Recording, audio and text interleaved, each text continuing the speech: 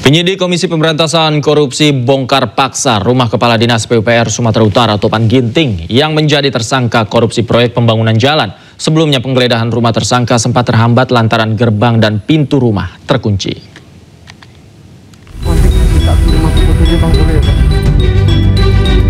Petugas Komisi Pemberantasan Korupsi akhirnya membongkar paksa gembok pagar rumah Kepala Dinas PUPR Sumatera Utara Topan Obaja Putra Ginting.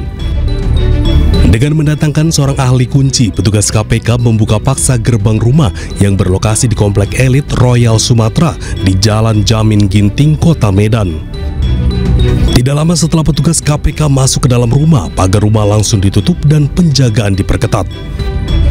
Sebelumnya proses penggeledahan sempat terhenti sementara karena hingga pukul 11 siang kondisi pintu rumah terkunci. Penyidik juga sempat memeriksa sebuah paket yang tergeletak di pinggir pagar rumah untuk memastikan tidak ada hubungan dengan kasus yang tengah mereka tangani. Penggeledahan ini merupakan bagian dari pengembangan kasus dugaan suap yang menjerat Topan Ginting sebagai tersangka bersama sejumlah pejabat lainnya di lingkungan pemerintah Provinsi Sumatera Utara. Hingga saat ini KPK belum memberikan keterangan resmi terkait barang atau dokumen apa saja yang diamankan dari rumah Topan Ginting. Dari Medan, Sumatera Utara, Bobi Pakpahan, iNews melaporkan. Pemirsa, pemerintah melalui Kementerian Perhubungan berencana menaikkan tarif ojek online 8 hingga 15%. Kementerian Perhubungan mengklaim kenaikan tersebut telah disepakati dan akan segera diterapkan.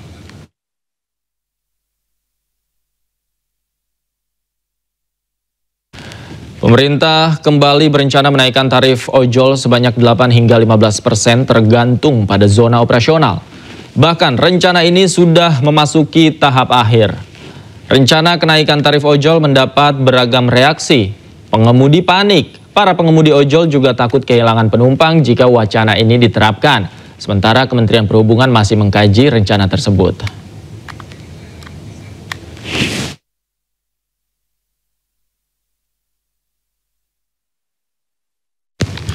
Roy Suryo siap hadir bersama tim pembela ulama dan aktivis dalam gelar perkara khusus ijazah Presiden ke-7 Joko Widodo. iNewsroom segera kembali.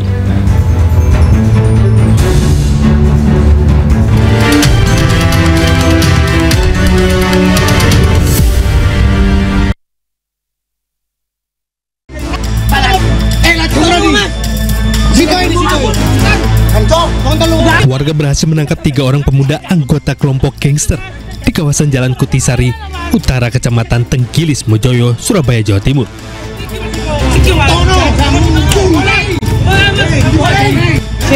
Ketiga anggota gangster ini ditangkap karena dalam kondisi mabuk, berbuat onar dan mengancam warga sambil mengayunkan sebilah pisau. Usai ditangkap, warga langsung menghakimi ketiga anggota gangster tersebut. Nyawa ketiga pelaku berhasil diselamatkan polisi yang datang ke lokasi kejadian. Melihat luka ketiganya yang cukup parah, polisi membawa mereka ke Rumah Sakit Bayangkara Polda Jawa Timur untuk mendapatkan penanganan medis. Jadi ketiga pemuda tersebut sedang ditemukan sedang mengitari wilayah Kutisari tersebut, dan ada yang melihat sambil mengacung-acungkan senjata tajam. Kondisinya waktu itu mabuk atau seperti apa? Betul, warga yang menemukan ketiga pemuda tersebut dalam keadaan dipengaruhi mabuk. Dari tangan ketiganya polisi menyita sebilah pisau sebagai barang bukti, dan saat ini ketiga pelaku masih menjalani pemeriksaan intensif di Mapolsek Tenggilis, Mojoyo. Dari Surabaya, Jawa Timur, Yuda Prawira, iNews melaporkan.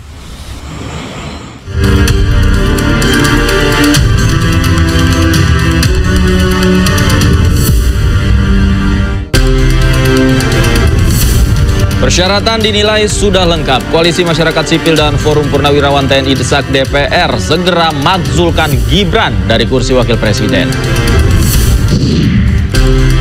Presiden Trump mengklaim Israel dan Hamas sepakati proposal gencatan senjata yang diupayakan oleh Amerika Serikat.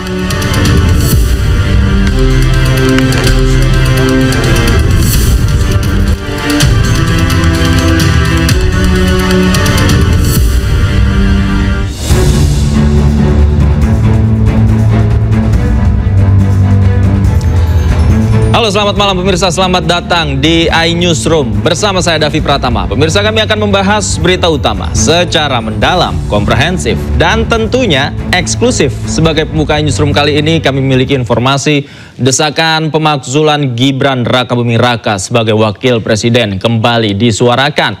Koalisi Masyarakat Sipil dan Forum Purnawirawan TNI menilai pemakzulan Gibran sudah memenuhi syarat.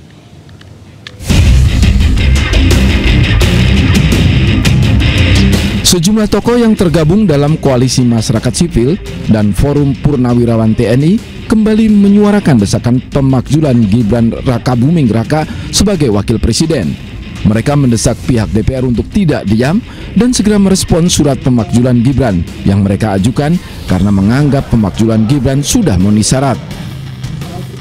Kalau 6 itu yang disebut secara nyata ya satu, dia sudah melakukan hal-hal yang sangat memalukan atau dalam bahasa hukumnya itu disebut hal-hal tercela. Kedua, dia melakukan korupsi meskipun belum terbukti dibuktikan. Tapi kalau kita lihat, kita dengar segala hal yang disampaikan, rasanya nggak terbantahkan itu.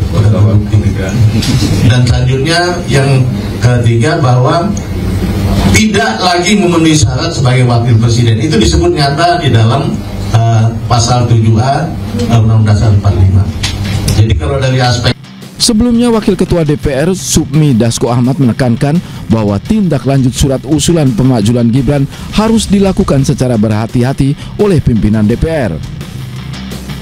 Itu kan Forum Purnawirawan, ini juga ada beberapa surat yang mengatasnamakan juga Purnawirawan. Dan Purnawirawan ini kan banyak, jadi kita mesti sikapi hati-hati dan kita akan kaji dengan cermat sebelum kemudian ada hal yang diambil oleh lembaga Dewan Perwakilan Rakyat. Surat desakan pemakzulan Gibran diketahui salah satunya berasal dari Forum Purnawirawan Prajurit TNI. Dalam surat tersebut, Forum Purnawirawan Prajurit TNI menyorot Gibran karena memperoleh tiket pencalonan melalui putusan Mahkamah Konstitusi yang cacat hukum. Soal pemakzulan Gibran, mantan Presiden Jokowi juga sudah memberi pernyataan.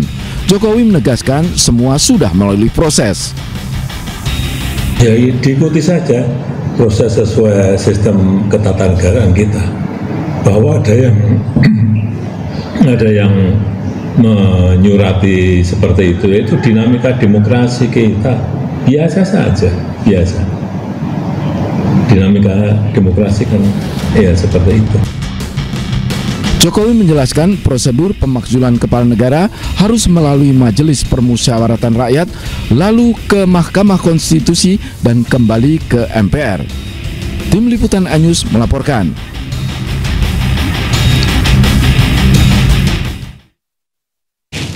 Sebelumnya, Ketua MPR RI Ahmad Muzani juga menyatakan sejauh ini pihaknya belum mendapat informasi dari Sekretariat Jenderal MPR RI perihal surat usulan pemakzulan Gibran Rakabuming Raka yang dilayangkan oleh Forum Purnawirawan TNI.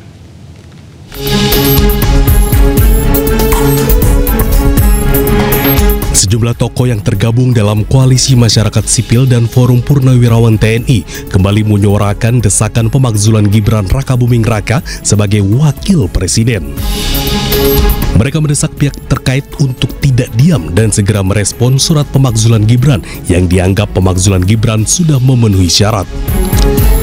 Selain Wakil Ketua DPR RI Sufmi Dasko Ahmad, sebelumnya Ketua MPR RI Ahmad Muzani mengaku belum menerima surat pemakzulan Gibran dari Forum Purnawirawan TNI. Dari Forum Purnawirawan TNI? Terus terang saya belum dapat update dari sekretariat sampai hari ini. Saya belum, teman-teman sekretariat belum melaporkan, saya juga belum menanyakan karena saya baru masuk setelah reses hari ini. Berarti Pak belum ada komunikasi antar pimpinan gitu? Belum. Para purnawirawan mengajukan surat pemakzulan kepada MPR, DPR, dan DPD agar segera mempertimbangkan dan menindaklanjuti usulan tersebut. Tim Liputan iNews melaporkan.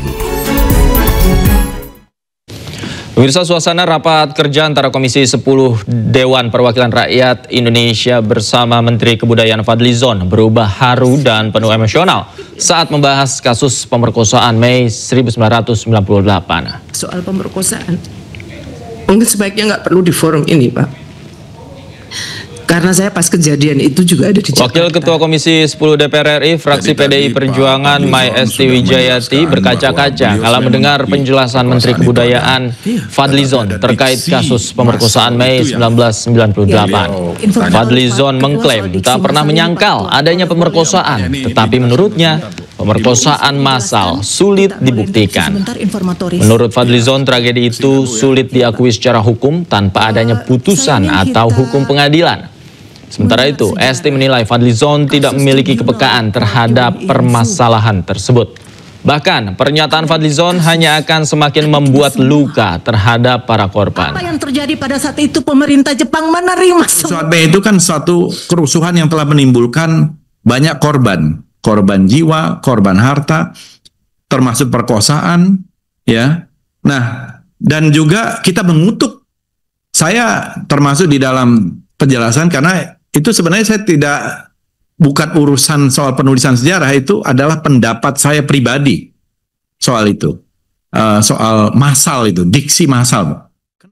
Iya, gimana, Bu?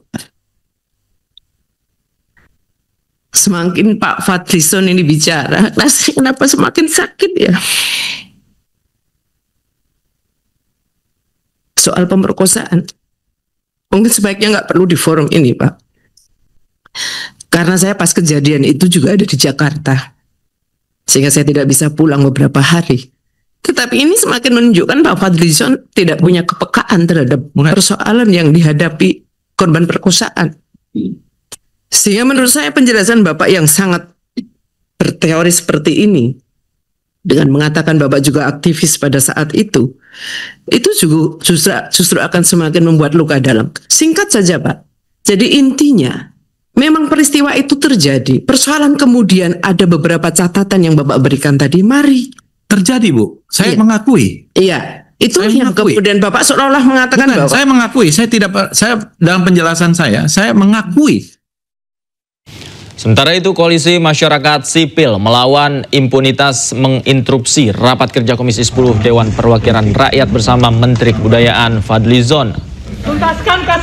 Masa aksi memprotes proyek penulisan ulang sejarah yang digarap Kementerian Kebudayaan Republik Indonesia. Amankan, pandai tolong diamankan. Cukup.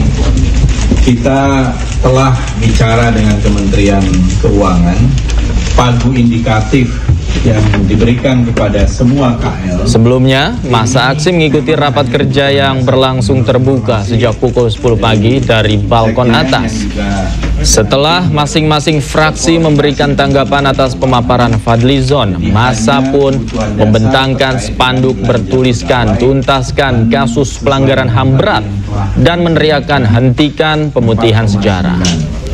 Interupsi tersebut berlangsung singkat karena Wakil Ketua Komisi 10 Lalu Hardian Irvani meminta masa aksi kembali duduk dan memanggil petugas keamanan.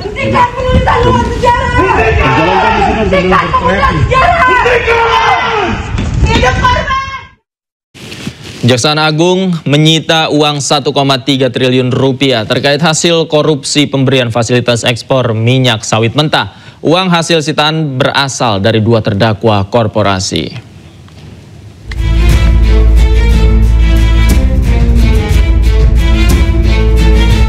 Kejagung menyita uang berjumlah 1,3 triliun rupiah terkait kasus korupsi pemberian fasilitas ekspor crude palm oil atau minyak sawit mentah. Tumpukan uang sebanyak 1,3 triliun rupiah ini tampak disusun rapi oleh pihak Kejagung pada konferensi pers yang digelar 2 Juli 2025. Uang hasil sitaan 1,3 triliun rupiah ini berasal dari 2 terdakwa korporasi, yakni Musimas Group dan Permata Hijau Group. Total terdakwa korporasi dari 2 grup itu ada 12 perusahaan. Terdiri dari 7 perusahaan dari grup Musimas dan 5 perusahaan dari grup Permata Hijau. Kemudian setelah mendapatkan penetapan izin penyitaan dari Pengadilan Negeri Jakarta Pusat, Jaksa Penuntut Umum melakukan penyitaan terhadap seluruh uang yang dititipkan sebesar tersebut yaitu 1.374.735.527 rupiah 5 sen untuk kepentingan pemeriksaan pada tingkat kasasi dengan mendasarkan ketentuan pasal 39 ayat 1 huruf A.